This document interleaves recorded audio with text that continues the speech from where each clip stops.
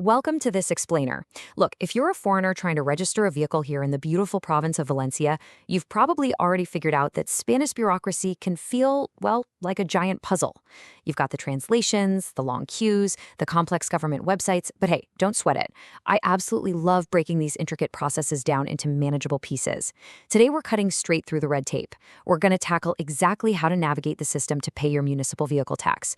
This is a highly practical, step-by-step guide to help you avoid the common pitfalls that trip up so many expats and get your car legally on the road as quickly and painlessly as possible. Let's dive in. Here is our roadmap for today. 1. Why pay IVTM first? 2. The required document checklist. 3. Step-by-step online guide. 4. Real example and troubleshooting. And 5. Final tips and disclaimer. All right, Section 1. Why pay IVTM first? So the crucial starting point here is understanding the IVTM. That stands for the Impuesto de Vehículos de Tracción Mecánica. In everyday terms, it's your municipal vehicle tax.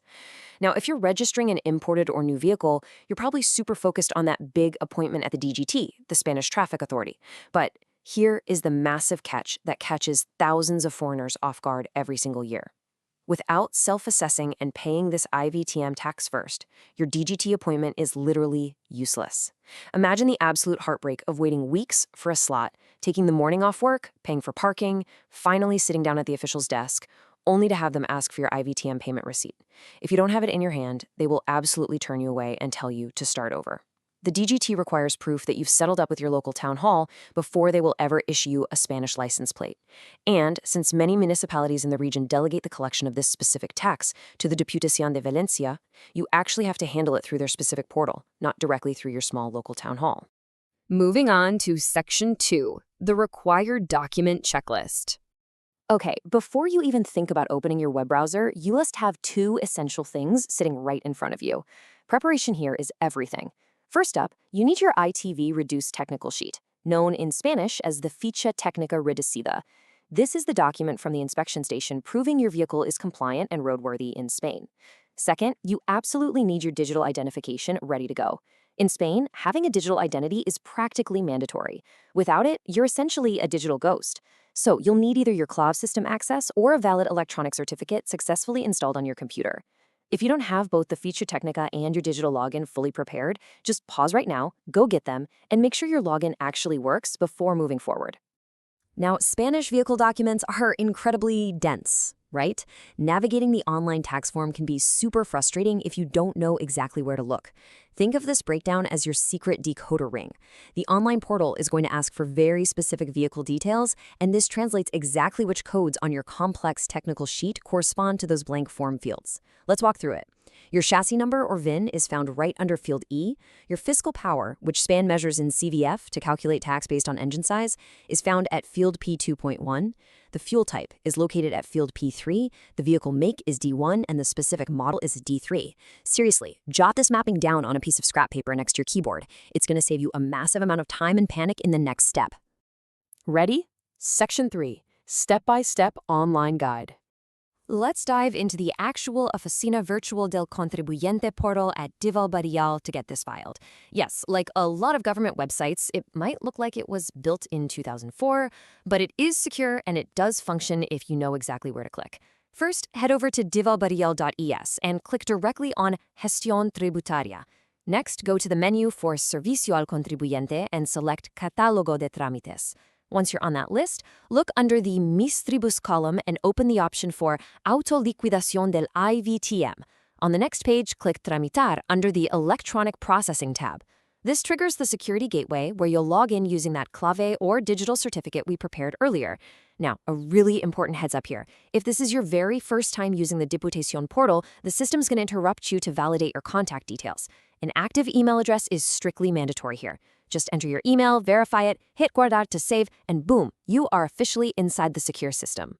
Let's execute these final clicks. Go to Nueva Liquidación, select Institution Adore, and click the IVTM row to open your blank tax form. Now you just start plugging in the data using our decoder ring from a minute ago. And here is a massive pro tip that confuses almost everyone. Leave the license plate field completely blank. You're registering a new or imported car, which means the DGT hasn't actually issued your Spanish plates yet.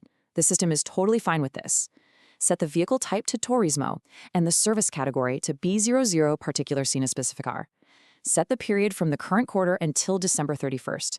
Then hit Calcular to generate your custom prorated tax amount. Click Guardar to officially generate your IVTM assessment number in their database. From there, you've reached the finish line. You can choose Pagar Ahora to pay online immediately with a card, or download the Documento de Ingreso as a PDF, print it out, and pay in person at a collaborating Spanish bank. Whichever route you choose, the absolutely most critical step of this entire process is keeping that payment receipt safe. Guard it with your life and put it directly into the folder you're taking to your DGT appointment. Let's look at Section 4, Real Example and Troubleshooting. €43. That is a real-world euro amount from the community to give you a concrete idea of what to expect when you hit that calculate button. Specifically, this was for a petrol car with around 13 fiscal horsepower, domiciled in a municipality like La Pobla de Farnals and registered in July. So let's talk about why it was exactly €43. The IVTM is prorated by quarters in Spain. Because the registration was happening in July, the owner only had to pay for the third and fourth quarters, so exactly half of the year. If they had registered that exact same car back in January, the system would have charged them for the full year, coming in at roughly €86. If they'd waited until October, they'd only pay for the final quarter, cutting that 43 in half again. Understanding this prorating system really helps eliminate any sticker shock when your final total pops up. But what happens when things don't go perfectly?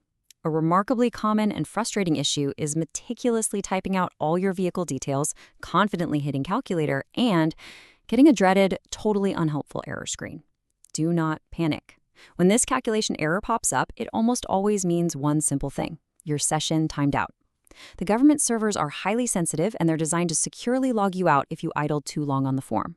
All you need to do is close the browser tab, take a deep breath, log back in with your clave, and just fill out the fields a bit faster. This is exactly why we translated those technical sheet codes during the prep phase, so you can speed run the form before the security timer kicks you out.